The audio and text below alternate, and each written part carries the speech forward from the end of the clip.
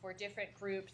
And she was also appointed by President George W. Bush to be on the Presidential Commission that investigated the intelligence leading up to the invasion of Iraq in 2003. And most recently, she was confirmed this August by the U.S. Senate to serve on the new Privacy and Civil Liberties Oversight Board, an independent agency within the executive branch that is designed to provide some scrutiny of government policies in the counterterrorism area to ensure that privacy and civil liberties interests are given an appropriate balance.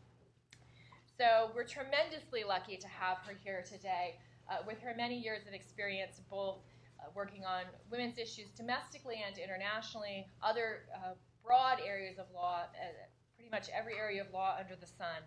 And we've structured this lunchtime presentation as a conversation where I'm going to ask her some questions about her career and her views on many of these issues in the law, and we'll leave some time at the end for audience questions.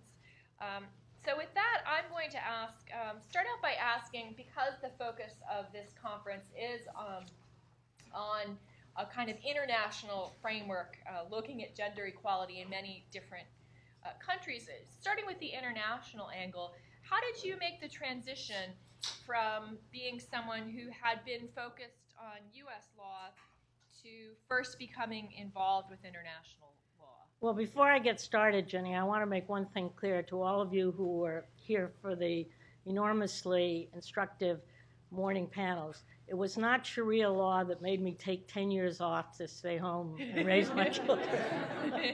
It was a purely personal decision. The second thing I want to emphasize, and then I'll answer your question. It's a well-known technique, at least in the United States, if you've had any experience with our Congress and being before them, that you never answer the question you were asked. You always mold it around to what you want to say anyway. But as I feel somewhat humbled because in listening to the wonderful panelists on the first two morning panelists and yesterday's, I want to emphasize that the path of my career has not been exclusively or even possibly predominantly focused on women's issues. They have, interestingly enough, very much come into many of the general issues that I've worked on, and I've always been a strong supporter of feminists and feminist rights and women's rights, and have on occasion worked with many of the women's organizations around Washington, but I don't have the kind of very intense background history that many of the earlier panelists done. With that, I will answer your question. Okay. Actually, my involvement with international law came late in my life. I didn't even take a course in it in law school. And actually, when I went to Yale Law School in the 50s, there was a course by some of the very early international law. But I thought I was going to become a labor lawyer. So I thought, that's got nothing to do with my future life. So I didn't even take them. But then what actually sparked my interest was in the early 90s, with the demise of the Soviet Union, many of the satellite countries were beginning to draw up new constitutions, beginning to reform or revise their judicial systems. And many of you know the American Bar Association had something called CELI, the Central and Eastern European Law Initiative, which took American lawyers and sent them over for varying periods to work with both the people drafting constitutions, with the judges. So I did, I think, in the 90s, while I was still on the D.C. circuit, in my, quote, spare time, I made probably a dozen visits to Eastern European countries and to the Balkan countries, so that my knowledge of international law was kind of on the ground learning. I never became a real student in the theories and the various schools of international law. I picked up what I could as I went along, as you know, which was kind of interesting because I'll just deviate for a moment. When Jenny and I came to the ICTY in 1999, it had the most embryonic kind of library. I mean, it wasn't really a library, and at that time we didn't have the kind of, none of us had computers, or, well, we had computers, but we didn't have any big bank of legal materials in it. So our way of doing comparative law was to go between all of the law clerks from the various countries who were serving the various judges and say, now, how would the law do it in your country? How would the law do it in your country? So we got some sort of definition of, quote, customary law, which is defined in international law as that law which a majority of civilized or far-thinking countries accept as obligatory. But the way we found our way to that kind of thing was to go talk to a bunch of law clerks on a sort of thing. But anyway, that's sort of an answer to your first question. Well, if you let me interject my own story, Yes, I remember on that score, there was we didn't have internet access at the ICTY That's then, right. and one of the first issues that came up in the trial you were sitting on involved, I think it was a rape victim, and the defendant wanted access to her medical records or something like that. Yes. And the judge sent me off to research this question. I think it was one of the first tasks I had to do. And the answer to it was the tribunal had never ruled on that question before. But when I told her that, I don't think she believed me for a little while. I think she thought she'd gotten a bad law clerk. But it was, and then we eventually did the shoe leather research and asked, in your country, would they have access to these records? Well, and there was another defendant who was a general in the Bosnian Serbian army, and also accused of perfectly horrific kinds of war crimes committed on prisoners, using them as hostages, etc. And he demanded to take a polygraph test. There was absolutely no law in the tribunal as to polygraph tests. I knew in the United States polygraph tests were not admitted generally as evidence in criminal trials, but that was just the United States. You can imagine running around asking other people, well, what do they do about polygraphs in Bulgaria or in Romania? Anyway, that was the state of international. It got much, much better, as I'm sure David Tolbert, who's in the audience there, and who was the deputy to the prosecutor as well as the registrar in the latter years. Well, he was the deputy after I left, but he was there, and he was the chief of staff to the then chief judge of the tribunal. They did get better after a while, but they were fairly primitive in the beginning. So what made you decide to leave the D.C. Circuit and go to the ICTY?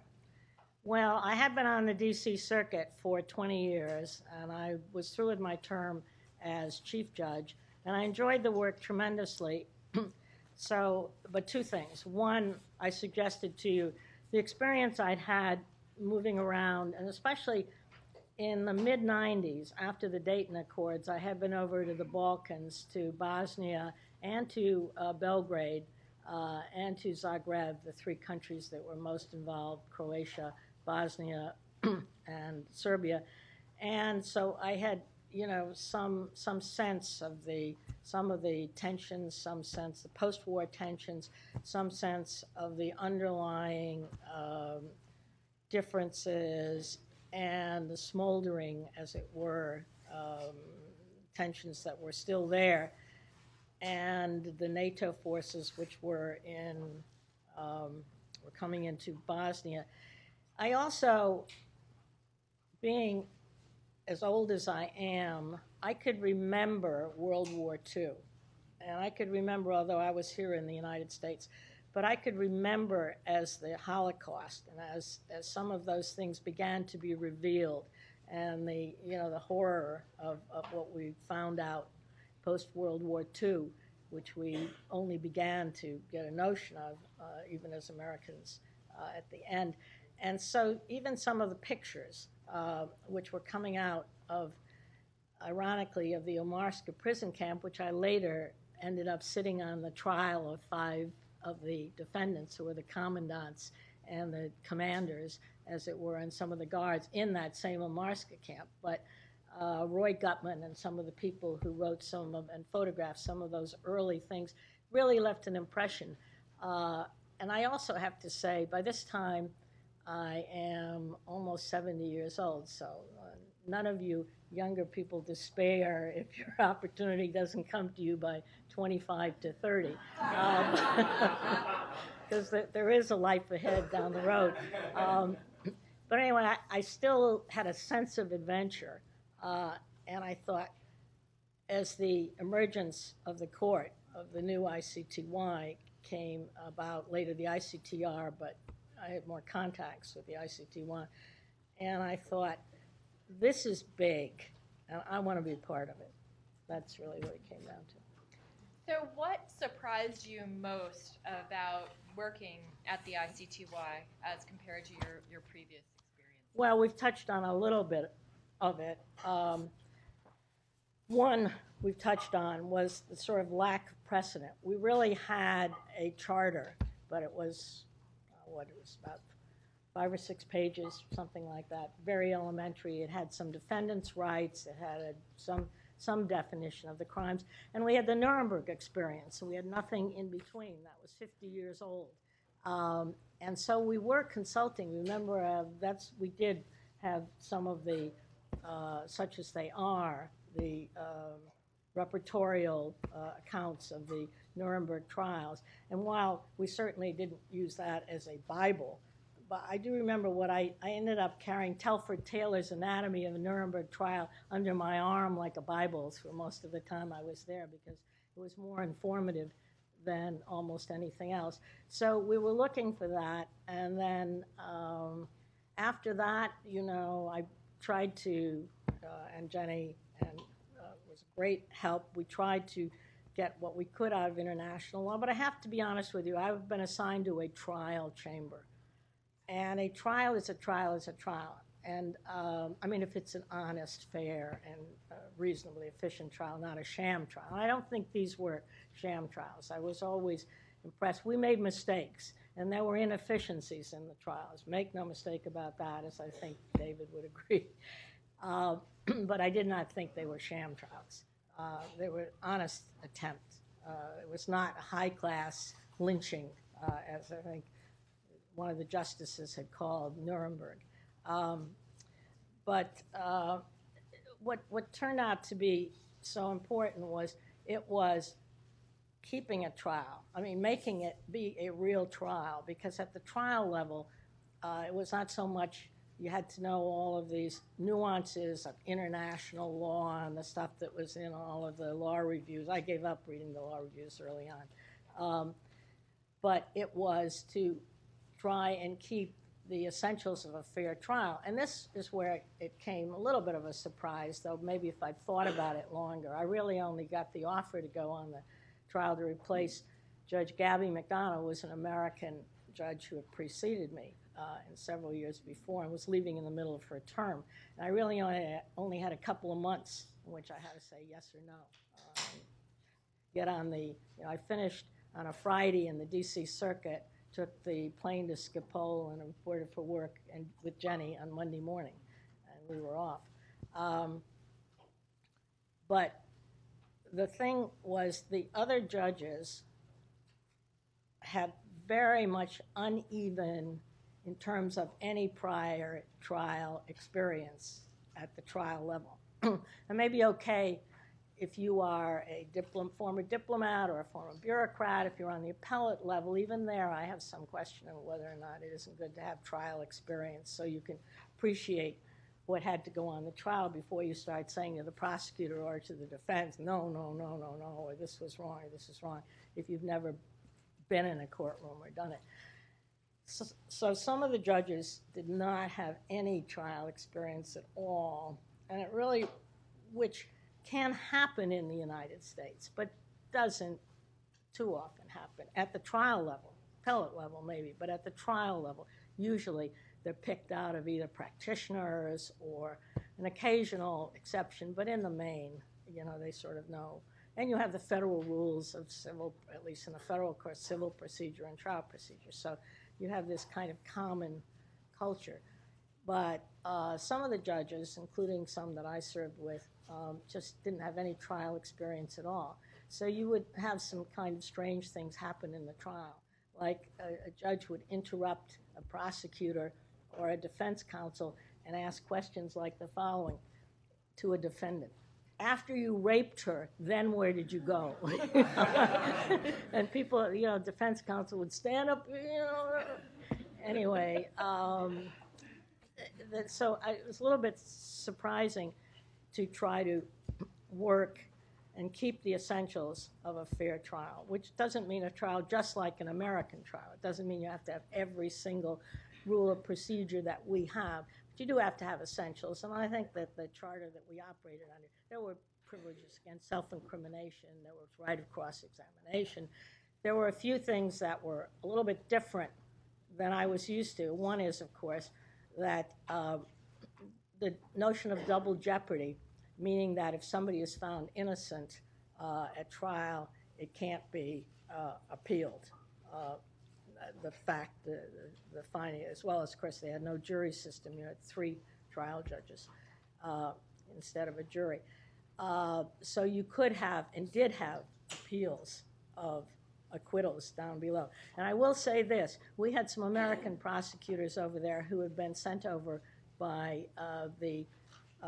just from the Justice Department, from our Justice Department, et cetera. They accommodated to that interpretation of no double jeopardy quite nicely. They were very happy to appeal those acquittals. The other thing I forgot to mention, which does get a little bit into the women thing, the first American over there, first American judge over there, there were 14 judges when I was there, and they sat at the trial judge and trial court in panels of 3. And it was reported, and I believe to be true, that Marian Albright, who was then the Secretary of State, had said, I wanted to be a woman judge over there as the first judge. That would have been Gabby, but even then, she also was very strongly supported me to come over. She wanted to have to have our representative be a woman and to make sure. When I got there, Gabby McDonald was leaving the next day. There had been a couple of women. She'd been there, and there'd been another woman from Costa Rica, and there was one other woman from Zambia who stayed on. But then there were just the 2 of us for most of the time, for all of the time that I was there. And then, which brings up a very interesting point. I'm jumping here, but it's the question. We'll get into how important I think women judges are, and I do think they're very important. But it also gets into something which I think ties into many of the points that were made by an earlier panel today. Movement ahead for women as well as for other groups in the human rights movement. It's not a straight line movement. It's not like you make one victory and then it keeps going up and that stays there. It goes up and down. I just take the number of women on when I was there was 2. By the time I was leaving, the elections are every 4 years. There were no women up for election at all, and the one woman, Florence Mumba from Zambia, there had to be a certain amount of what shall we call it, backroom negotiation in order to make sure that she got elected, because it looked for a while that like she wouldn't, and you would have at that point had no women on the tribunal. And when I went back 3 years ago, they now have since then they've had ad hoc women, but their docket began to get high, as well as the Rwanda Tribunal.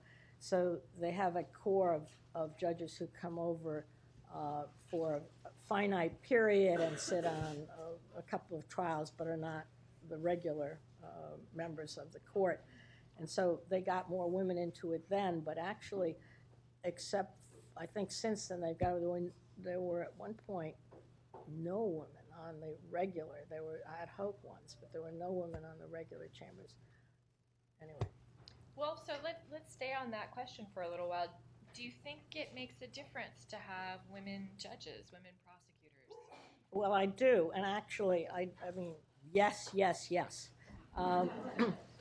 because for all the work, and it's very significant that women's groups have done in the international sphere, and I'll give you two examples. One, at the time that the rules of court were being drawn up, in the ICTY, it's the judges who draw up the rules, unlike our American courts. For instance, the federal courts, we have a judicial conference committee which has professors and former judges and prosecutors, and then it goes through, actually it passes through the Supreme Court, and then it goes down, it sits in Congress, so you have outside influences. But at the ICTY, it's just the judges who, and I think they've amended their rules something like 30 times in the last, several years. But the women's groups did play a significant role in getting the not so-called, Rule 96 in the ICTY, which was the rule on evidence of rape. And they were able to, not just they alone, other people, they had support, but they certainly were a significant force in lobbying for and getting Rule 96, which probably incorporated, to my knowledge, the most advanced pro-women's rights rule on the evidence of rape, such as, a severe limitation, I think a total limitation, as I recall, of the rape victim's past record. And believe me, there were attempts in these trials many times to get in all kinds of evidence about the woman, how she had been perceived in this Bosnian town in northwestern Bosnia, and that was out under this, and to define consent, to limit it severely as any kind of defense to the crime of rape, because otherwise there was, I can't remember if it was in the rules or where, but there was a notion that in the absence, in default of any precedent in the court or anything else that bound this court, and we were really bound by our own charter and maybe customary law, but nobody really knew what that meant, or at least I didn't. And you would look to some degree to the law of the country where the offense had committed. And in some of these countries, for instance, I remember was argued one of the sexual cases, in rape, you would have to show actual physical coercion. I mean, the woman would have to have bruises, or there'd have to be some evidence that she'd fought off. It wasn't, now, when you put that in the context of a or quasi, or maybe real concentration camp atmosphere like Omarska, here are these women who are prisoners, and they're called in every night by some of the guards to have, massive orgies, and sometimes their families could be threatened who lived nearby in the town. You're not going to have a demand that they fight off, with rape, because that could only mean in their own case, that they would be beaten up in addition to the rape afterwards. Anyway, that the rule alleviated. But I'd say that was one very important rule. But do women make a difference? Yes. Somebody is, I don't count this as, I say this as only presumptive value, but one, I think Kelly Askin's article, one of her articles pointed out that in the three major breakthrough cases on sexual offenses in the tribunal, both in the Rwanda tribunal and in our tribunal, there was always a woman on the panel. And women were still in the minority by and large on both courts, kind of thing. But I guess the example most well known is from the Rwanda theory, when Nave Pillay, who's now a rapporteur, right, for the UN, on this, there was a whole line of, there was no indictment. I mean, in the indictment, there was not, rape was not as such. There were all kinds of, crimes, inhumane treatment, some kind of, coverall offense on that kind of thing. And as the evidence came more and more and more,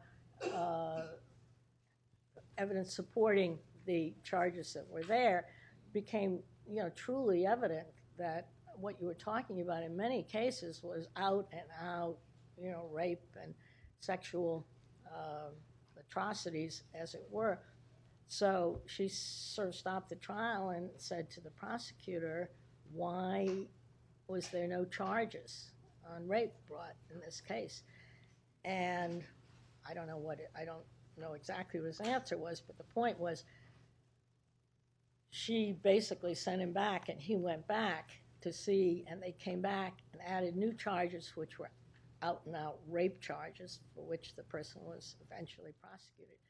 So that you didn't actually, ironically, international law, for all of those wonderful articles that I didn't read, and all of the schools of international law, you had no international law definition of rape at this time. That came out of these tribunals, or at least it came out as a beginning. And it sort of struck me as ironic in some ways that we should get some movement, perhaps it's finite, but we should get some movement in the area of women's rights out of war, out of the law of war, as it were, which these tribunals, of course, deal only with criminal responsibility in conflict situations, not just international wars and civil wars, which, of course, are the predominant form of war in our current civilization, not international wars. But that we really have, I think, gotten some very interesting law, which I'm not an expert, I can't tell you how much it'll permeate the national systems, but it certainly is. I mean, as one of the prior panelists pointed out, we sat on cases, we sat on the Marska case. I always think of my lost Thank you for aides as a we when we were on there, which, established, rape, not only a definition of it, and a limitation on the kinds of evidence or justifications you could have for it. But rape was established as torture, and rape or sexual predatory conduct was established not always requiring an actual touching or invasion of the woman. For instance, in some of, I think it was the Rwanda Tribunal, had a case where they made some of the women that were in a captured village or whatever it was dance nude for the pleasure of the militaries, and with their family members watching, or that sort of thing. And so that was an extension. Rape as torture was established, and as was pointed out, rape as an instrument of genocide was. Now this is an interesting kind of nuance, and I know we've had a lot of talk in the last 2 days. I agree with a lot of it too, but how much you can really make advances by the law alone if you don't have the follow-up. And as I made in my original remarks the other night on public service, I believe in the main that's true, but I also believe it's very important and very necessary to establish in many circumstances, especially in the beginning of things. And believe me, this international war crimes tribunal movement was the beginning of something. We had had nothing since Nuremberg, and we had in the course of the last 2 decades 5 or 6 of these tribunals, most of them ad hoc and going out of business once their particular regional focus is over, leaving only the ICC as the permanent war crime court. But I think it's very important in the beginning of something like that to establish the legal definitions and to get into the law the stuff you want to work with, even if it's not always immediately clear how much that's going to immediately permeate. I think in the international field it's even harder sometimes than in the national field in terms of implementation, because as we all know, these are basically courts created to deal with the atrocities that have taken place in either civil wars or in international wars. And those wars have inevitably left unresolved tensions even after the peace process is over. So you still have segments in the community which don't like each other, are mad at each other, continue, and this was certainly true in the Balkans, continue to carry on in other ways, some of their war tensions. So it's probably even harder to get implementation, as we well found out. Still in all, I went off on the genocide. Now, the interesting thing about genocide is, as you all know, the definition of genocide, which goes way back, to Ralph Lemkin's original concept and the Genocide Convention is, now remind me if I don't get it right, it's a series of acts which include murder and rape and several other things. But the important thing about genocide is it has to be done with the specific purpose to destroy, in whole or in part, a population based on race, creed, color, religion, and something called ethnic, whatever it is, but not gender. And I think in the main, nobody has ever thought it wise or pragmatically to really get up a heavy push on trying to amend the genocide statute because it took so long to get it confirmed or ratified. We didn't do it in the United States till 1985. So people were afraid, at least the last time I looked, that if you went about trying to amend the Genocide Act, Genocide Convention, you were going to open it up, and God knows, what was going to happen after that. So what we got out of the War Crimes Tribunal and out of the jurisprudence of the War Crimes Tribunal was to say that genocide, and in most cases in the Balkans, it would have been genocide against, say, the Bosnian Muslims. It was in our case in Rwanda, of course, it was the Tutsis. If you do rape in the course of going after one of those populations, it's an instrument of rape, but it's still not genocide against women as the main objective of the genocide. So, hey, stay on this gender theme for a little while.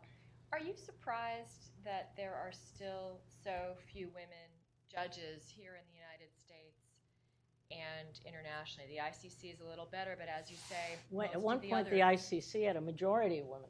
And Had 8, but I don't think they've got a majority anymore. But they've been pretty good. But they have a thing in their statute, in their actual Rome statute, which says it's got a somewhat elusive semantic verbalization. It's like an appropriate number or something, but it is something that the countries feel they have to justify.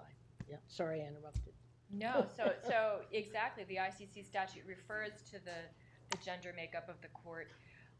Why do you think, maybe just even staying here in the U.S., let alone other international courts, why do you think this many years after women started attending law school in larger numbers than when you went there, and there were only 10 women in your class, but after a number of decades in which women have been part of the legal profession, why do you think there are still few women at the top levels of the profession? Well, I think it probably varies in different cultures and different countries. I mean, in the United States, we've certainly read enough about the so-called glass ceiling, and it appears to be there. The last time I looked at the statistics, there's at least 50% or more nationally women in the law school classes.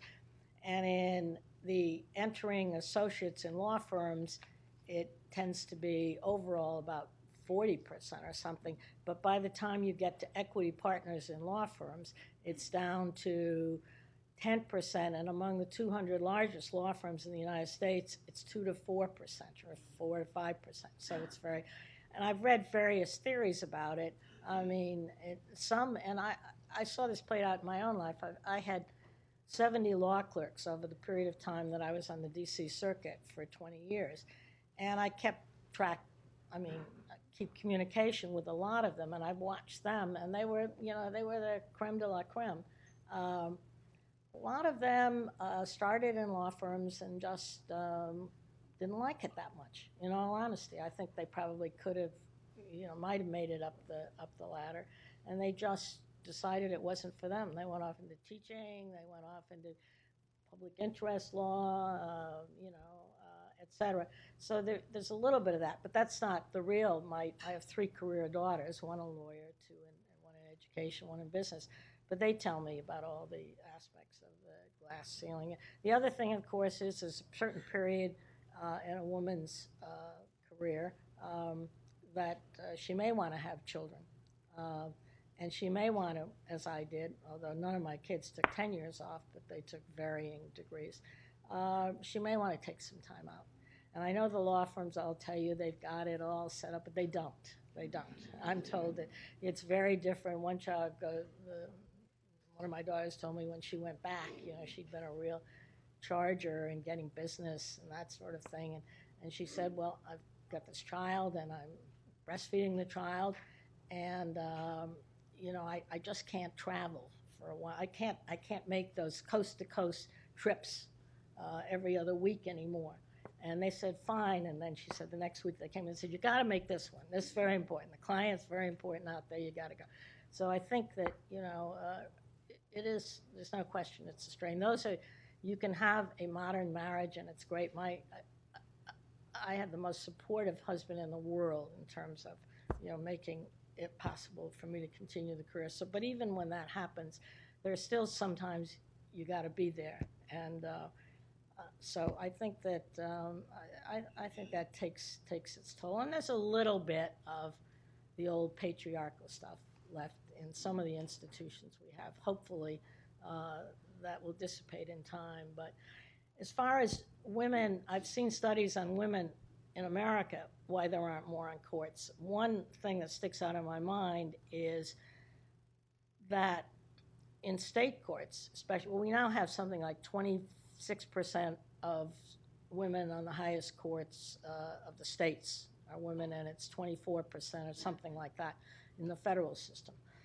But an awful lot of them, especially in the state court system, judges come up through the kind of either the district attorney's office or the bar association involvement. They come up through traditional routes. And when they were surveyed, in one survey I saw, the question came up, how did you get interested? And they said, well, the bar association would come and ask me, would I be interested in, making myself a candidate for this judgeship or that judgeship?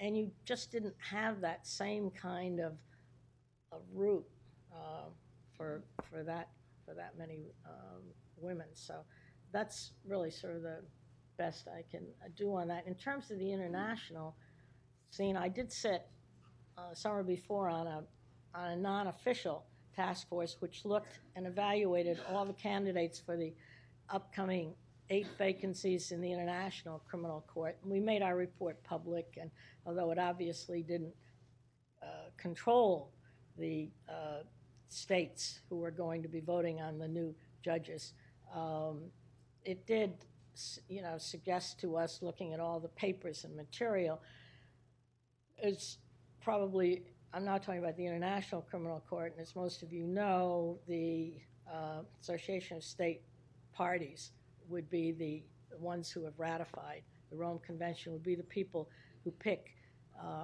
the judges, but the countries have to nominate them. And, in many of the countries, certainly when we were there was a little bit of a feeling that countries picked out, somebody, maybe somebody who had served very well but was now getting older, and, it's a nice sort of place for old Joe to go and finish out his days. So there was the old people in control putting their people forward. I think that's changed a lot now, and I think there's a lot more pressure on these courts when they're nominating. They're being looked at more, including being looked at by international women's groups, like the Initiative for Gender Justice, I think, is one, but there are several others who keep an eye. They have a semi-monthly or bi-monthly report which reports on all the vacancies and on what the ratio and anything else they think is relevant to the way women are treated, both for nomination purposes and also there are other aspects of women's treatments which are kind of important.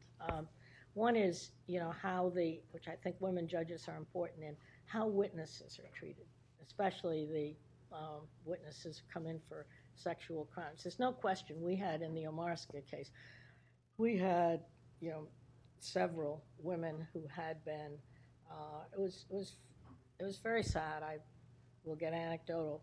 For sometimes you hit a conflict between what your heart, inner soul, whatever it is, tells you should be justice in the individual case and what the requirements of a fair trial are. And I ran into this. This is one of the most difficult aspects of it. One example I would give you is we had these women, all of whom had been taken prisoner, held in the camp, made to wash and clean the blood off the walls all day and then pulled in at night and sexually abused by the commandants. Now, there were 3 camps nearby each other, Amarska, Tripoli, and Karaturm. And sometimes, depending on which one got overly crowded, this is in northwestern Bosnia, Prijedor, and these are kind of rural Bosnian. And so the people who were the guards and commandants were these kind of, I won't say little, but local policemen, from these smaller towns, etc. And so sometimes these women had been in all 3 camps, had been moved around between the camps, according to the population kind of thing, and had been raped, innumerable times. So when they were called as a witness, here's your problem. You've got specific defendants in the dock. And so your witness has to tell you the circumstances of the rape. If a woman has been raped by, 20 people over a period of a couple of years in 3 different camps, very likely, and it happened, that she confuses the circumstances. And under,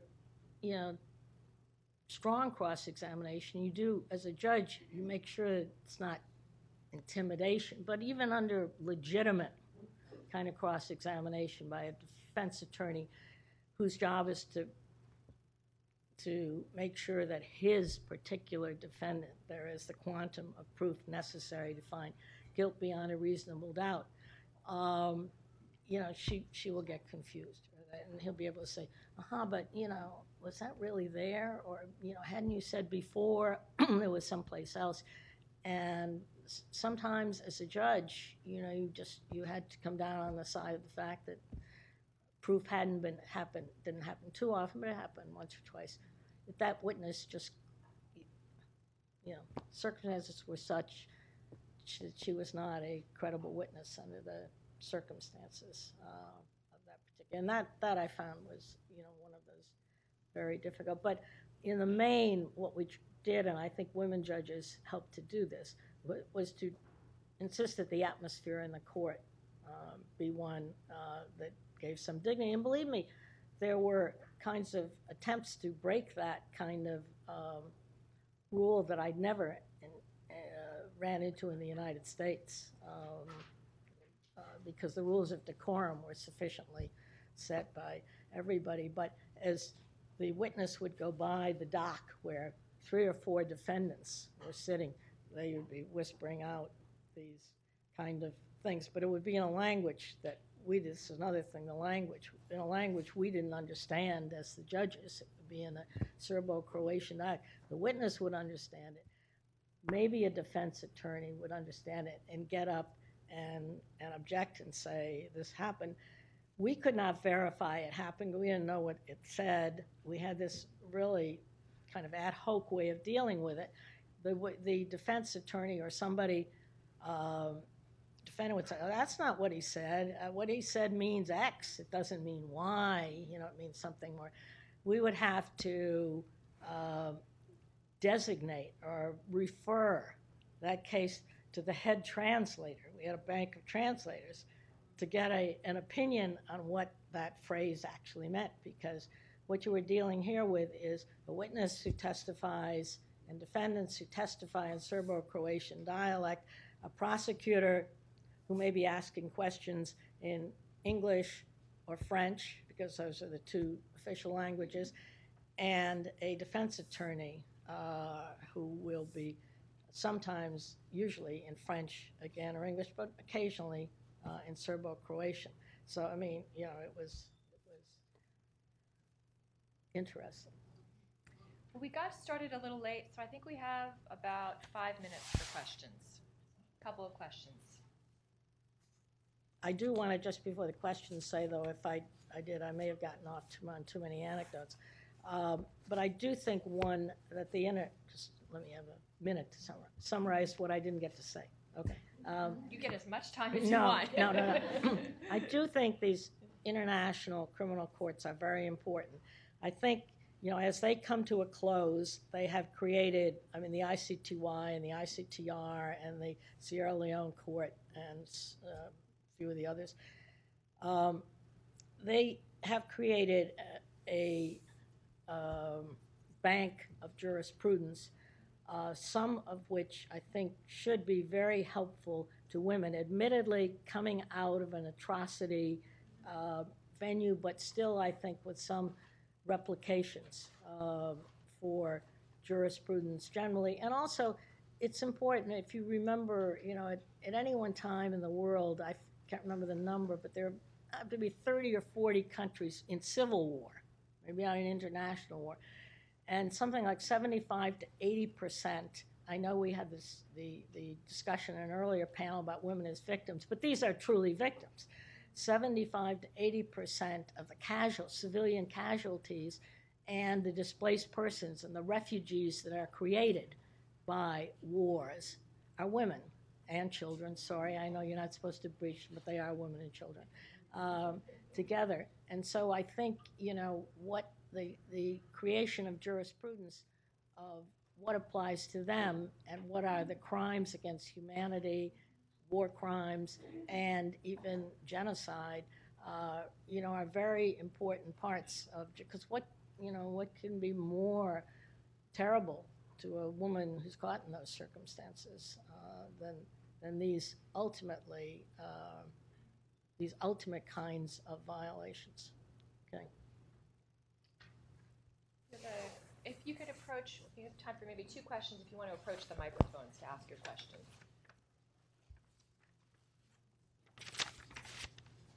I never got to anything. It's good though. So nice to see you today. You look so young. Oh, thank you. You made my day. My name is Ying, and I am a Falun Gong practitioner. Falun Gong is an Asian Buddhist practice that was denounced as evil cult in China by the communist regime because the government was very terrified of the popularity of the group. Right. And during the last 13 years, the Chinese regime has been systematically conducting forceful organ harvesting from live imprisoned Falun Gong practitioners. Many of them are women. Live practitioners were killed for their organs, then their bodies were actually put out exhibition going around the world. You probably saw the exhibition at some. Yeah, I've read about some of this too. Yeah. So now the question is, there are mounting evidence out there, and actually last week 106 congressmen just co-signed a dear colleague letter urging Department of State to release all the evidence. As a volunteer, I'd like to know, where should we start to establish an international convention to stop this atrocity? Thank you. Well, let me clarify one thing factually. Now, these atrocities are being committed by private organizations or private people or under government auspices? Because it makes a difference as to Underground police. what Underground police department. underground police, not Not as part of official policy. Yeah. Um, well, it sounds. I mean, I'm just speculating completely. Like, you know, you might begin to investigate things like the so-called responsibility to protect kind of aspects which are incorporated in UN resolutions and seek to, I think, go a step beyond the war, the kinds of things where you have to have a war or either a civil or an international war in order to invoke war crimes tribunals. Of course, I believe most of these things start out with commissions of inquiry, don't they? But the responsibility to protect, if it applies, I don't know enough to tell, but if it applies, would seem to extend to, kind of atrocity crimes, but committed by organizations that the government doesn't take any movement against. In other words, let's happen without taking any action to try to do that. But they're usually a commissions of inquiry they certainly preceded the ICTY setup and some of the others. And that's usually also another place, I guess, to begin with would to see if you can find the appropriate rapporteur in the UN to look into that, whether it's torture or there may be others whose names I don't even remember. But those might be places to begin with. Thank you very much. And one more question then. So your work led to the establishment of an international definition of rape as an instrument. Well, I don't take personal credit for it, but the work of the work of the tribunal, I think, I'm sure scholars contributed too, but I mean, to get it set down by court saying this is rape, we have found these are the elements necessary for rape, and it's yeah. And I guess you also talked a little bit about how your role as a female judge played a role, how perhaps the process of defining is affected in part by the gender of those defining. And I'm wondering, in your experiences, what other variables, what other aspects of our identities play a role in how we conceptualize and then define acts of war and acts of torture? That's a good question. Well, based upon my experience with the International Criminal Tribunals, and although I only served on one, I've done some actual work, technical assistance type things with some of the other ones, including the ICC. So the elements, of course, that go into that, people start out with the charter of the particular court. And in our case, we had a very bare bones charter, so there was a lot of interpretation, like having to define rape because it wasn't defined.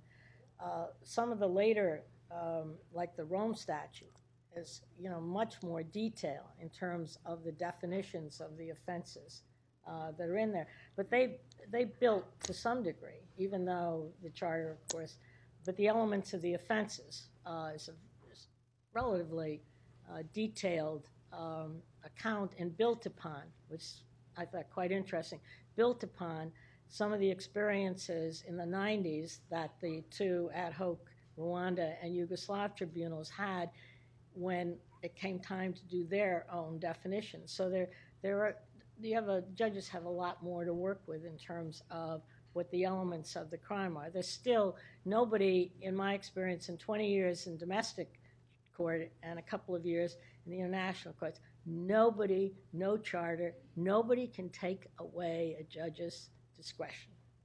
Not in anything he or she wants to do, but in terms of there's just not likely to be a statute that can be drawn or a constitution that can be made or a charter that will think of every conceivable situation that's going to come before the judge. So there's going to be a lot of interpretation on there. I think the elements that enter into that, and they aren't just, I don't mean it's gender per se. I mean, there are women judges, I have to say this is more true, I've got a longer experience in the domestic courts than I did abroad. There are women judges and there are women judges, just like there are men judges and there are men judges. I mean, some of the women judges I dealt with in the United States were far more conservative about women's rights than were a lot of some of the men judges that I dealt with. So it's not, per se. But I do think that the gender experience is a valuable one that needs to be put into and is valuable into interpretation. I mean, I'll use an example from our own Supreme Court. There was a case about 2 years ago about whether a young girl who came to school with an aspirin or something like that, and the school authorities said it was a non-prescribed drug, and so they got down to a strip search. During the argument in the Supreme Court, I mean, a very liberal judge, and a friend of mine, actually, said, well, what's so bad about when I was in school, we played around in the locker, in our underwear or whatever it was like that.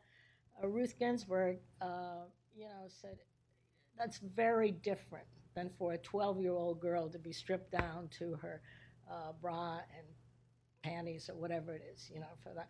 I mean, I think there are experiences. It is different. This goes back to some of our discussion yesterday. Whatever you say about equality and how you define it, it is different to be a woman than to be a man, and it starts virtually from the moment you're born. As those of us who are mothers and have both sons and daughters will tell you, there are differences.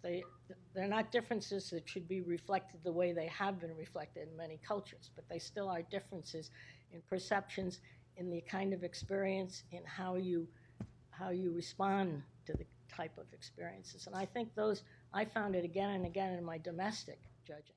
Those are experiences which deserve to have a voice. I'll give you one example. It came out of my domestic experience. As I say, I spent 20 years in the court, so I did not concentrate solely on women's issues, but some did come up.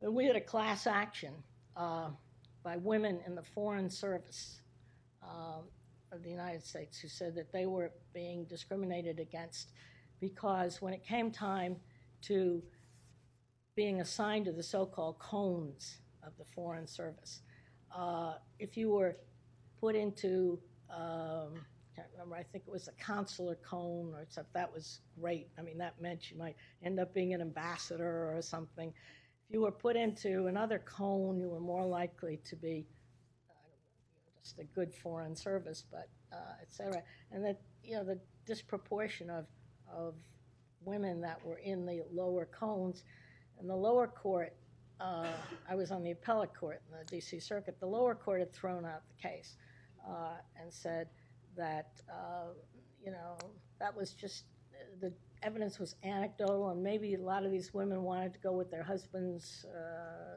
who were in a different place, or maybe they liked the service better according to their kinds of things. And so it didn't sound right. So I'm no statistician, but with the help of a law clerk I had who was very good, we pursued the statistic books and we got the statistics analyzed, to show that it just wouldn't come out that way. And we got the case sent back down. It took another, I hate to say it, the way the court system operates, it took another 12 years to go up through the, that's up to the process. But they did come out with a great victory, and there was an amusing article in the Washington Post how some of these women who'd been Foreign Service officers and sued, we now got a big recovery, and we're going to send their daughters to college on the basis of the recovery. But I do, I do think that, and I had two brilliant colleagues who actually went along with me. One was Judge Robert Bork, who was, quite conservative, but he recognized, the merits of it. But initially, nobody had paid much attention. It just didn't register right to me that, you'd have all these women saying, I'm going to all the trouble of becoming a Foreign Service officer, but I don't really want to, go for it, show up to the top. So I do think it's, you know, tremendously important. But as I say, it's not always. I had some very, very conservative women who didn't buy into this at all. And in fact, at one point, just to show you, I'm going over my time, to show you, in the mid-90s, there was a series in the United States of state and federal courts that did gender and race task forces, which examined the practices of courts, the informal practices, not the actual jurisprudence, and found such things as, you know, the proportion of women that were assigned to be law clerks, proportion of women that were assigned by courts. These are in federal courts, by Article III judges to go on important committees, you know, that evaluation committees, important things like that, and found disproportion. They also looked at experiences women had in saying, "You look wonderful today, honey," to lawyers that came before them. And the one in our court, we had one, and we had terrific people working on it, Vicki Jackson, some of you may know. And we got a terrible backlash from some of the judges, from the male judges. In fact, we were referred to at one point as feminazis.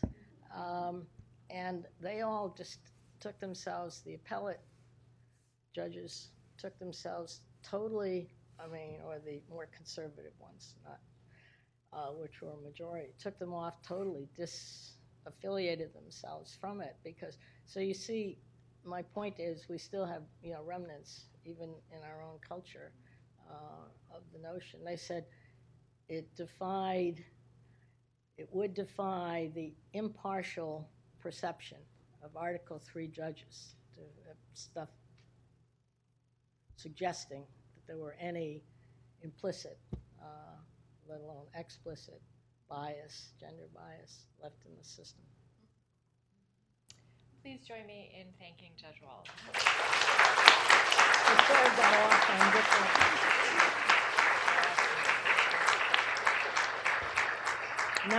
Now